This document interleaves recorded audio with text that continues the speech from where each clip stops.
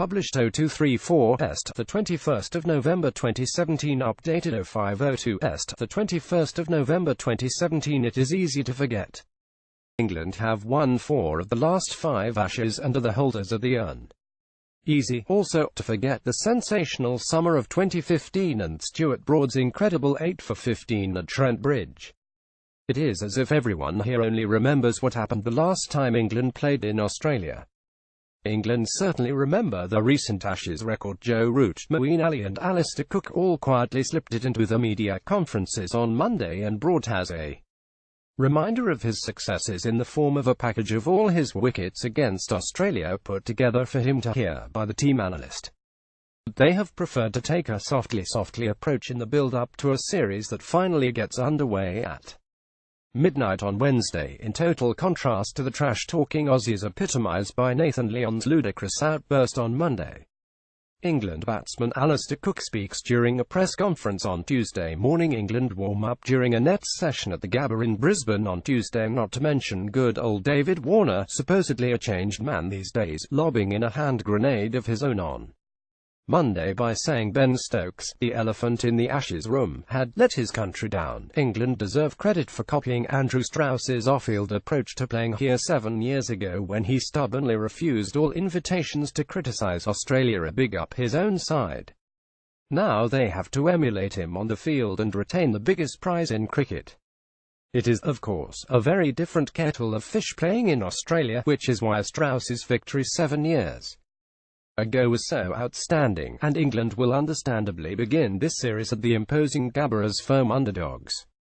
If they're to upset the odds now, they will need one of the batsmen to stand up and dominate the Australian attack as Cook did in 2011 with his extraordinary tally of 766 runs. So who better than Cook himself? The former captain is acutely aware that his Ashes record other than the Golden Series is distinctly average. Cook is aware, too, that what happens over the next 5 tests could well define the post-leadership stage of his career.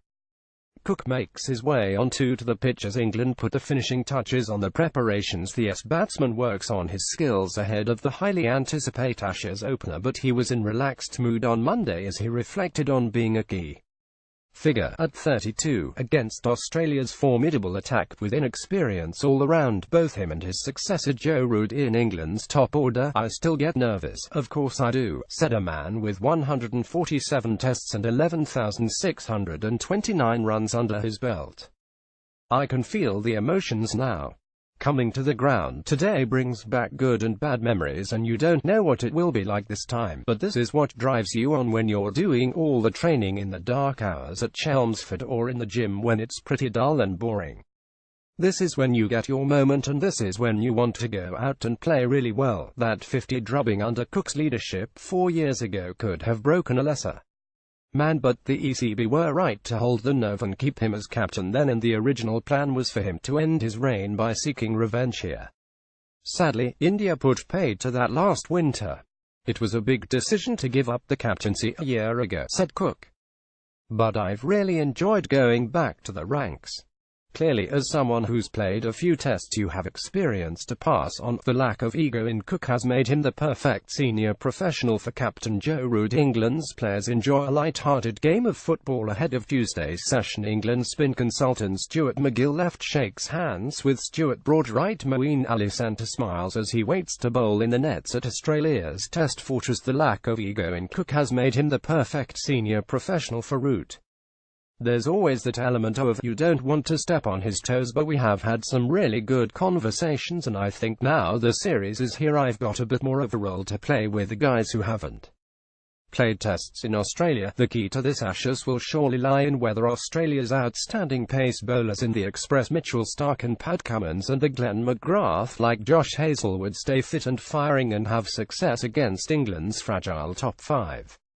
But Cook, who made a slow start to this tour partly because of illness and soreness in his back, was keen to play down the hype. "They're good bowlers with good records, but there's nothing we haven't seen before," he said.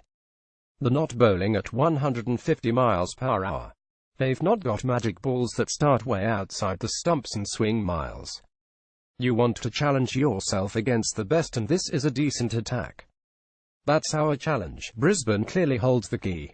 If England can leave this Aussie fortress unscathed, either due to a repeat of the runs scored here 7 years ago by Cook, Strauss, and Jonathan Trotter through the rain forecast for the second half of this first test, then they really could be in business. The former England captain left looks on following the whitewash defeat in Australia in 2014. Cook celebrates with the urn after winning the Ashes series in England. In 2015, you don't go into any game thinking you want to draw, but it would be a really good start to this series, said Cook. Australia's record here is very good, but records are there to be broken. One day Australia will lose a game at Brisbane in the Ashes.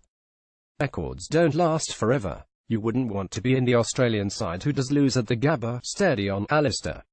That almost is like a bit of trash talking. All the talk makes me chuckle, he insisted. Nathan Lyon was the first person I saw when I got to the ground today, and we had a really nice 10-minute chat. He asked me how my kids were and I asked after his. All the talking stops very quickly once this series starts. I miss most of it anyway, not being on social media. All I do is check up on the Luton Town score. England, of course, would have a much better chance of winning this Ashes if Stokes was here, but it was possible on Monday, if Cook is to the fore in keeping out Stark and company, to believe they just might pull off what would be a big upset. In their own softly spoken, low-key way, the 32-year-old plays a shot during England's final warm-up match against Cricket Australia 11. Cook knows the next 5 tests could well define the post-leadership stage of his career.